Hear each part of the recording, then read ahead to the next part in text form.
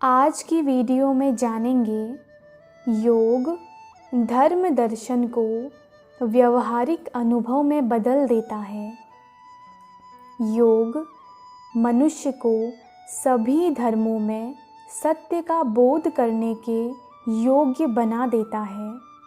प्रत्येक धर्म में 10 धर्मादेशों का उपदेश विभिन्न शब्दों में दिया जाता है, परंतु 2 महानतम धर्मादेश हैं जिन पर जीसस ने जोर दिया।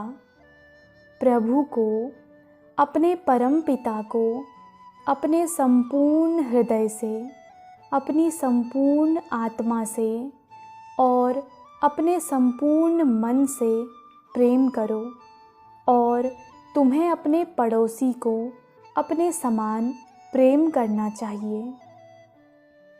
ईश्वर को अपने संपूर्ण मन से प्रेम करने का अर्थ है अपने ध्यान को इंद्रियों से हटाकर ईश्वर पर लगाना और ध्यान में अपनी संपूर्ण एकाग्रता को प्रभु पर केंद्रित करना। ईश्वर के प्रत्येक जिज्ञासु को अपने मन को एकाग्र करना सीखना ही चाहिए। यदि किसी प्रार्थना को बोलते समय व्यक्ति अपने मन की पृष्ठभूमि में किसी अन्य वस्तु का विचार कर रहा होता है, तो वह प्रार्थना सच्ची नहीं है और ईश्वर उसे अनसुना कर देते हैं।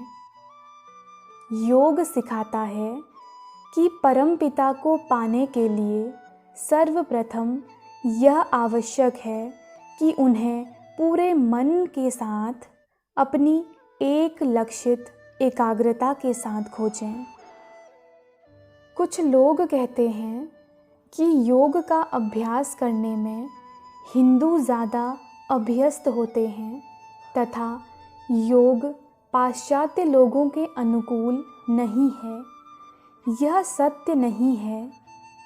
इस समय भी कई पाश्चात्य लोग योग का अभ्यास करने के लिए हिंदुओं की अपेक्षा अधिक अच्छी स्थिति में हैं, क्योंकि वैज्ञानिक उन्नति के कारण पाश्चात्य लोगों के पास अधिक खाली समय है। भारत के लोगों को दिन प्रतिदिन अपना जीवन आसान और निर्बाध बनाने के लिए अधिक से अधिक पश्चिम के उन्नतशील भौतिक साधनों का उपयोग करना चाहिए, उन्हें उपयोग में लाना चाहिए और पश्चिम के लोगों को भारत से योग की व्यवहारिक आध्यात्मिक विधियों को लेना चाहिए, ताकि प्रत्येक व्यक्ति ईश्वर की ओर जाने वाले मार्ग को अपना सके। योग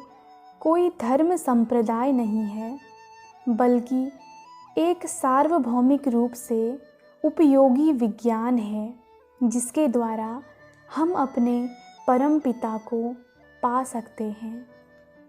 योग प्रत्येक व्यक्ति के लिए है, चाहे वह पश्चिम का हो या पूर्व का। कोई यह नहीं कह सकता कि टेलीफोन पूर्व के लोगों के लिए नहीं है, क्योंकि इसका आविष्कार पश्चिम में हुआ है।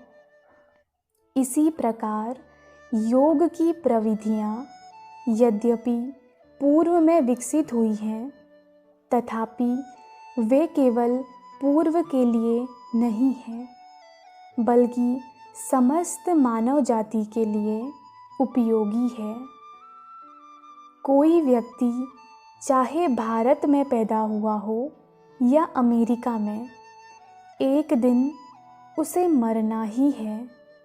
तब संत पौल की भांति ईश्वर के ध्यान में प्रतिदिन मरना क्यों न सीखें।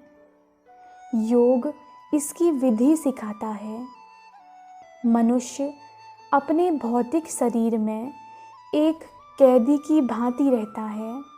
जब उसकी अवधि पूरी हो जाती है, वह बाहर निकाल दिए जाने के अपमान को भोगता है।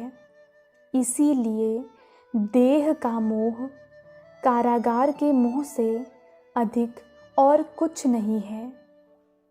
लंबे समय से शरीर में रहने के कारण हम भूल गए हैं कि सच्ची स्वतंत्रता का अर्थ क्या है। पाश्चात्य होना स्वतंत्रता को न खोजने का कोई बहाना नहीं है। प्रत्येक मनुष्य के लिए यह अति आवश्यक है कि वह अपनी आत्मा को खोजे और अपनी अमर प्रकृति को जाने। योग इसका रास्ता दिखाता है।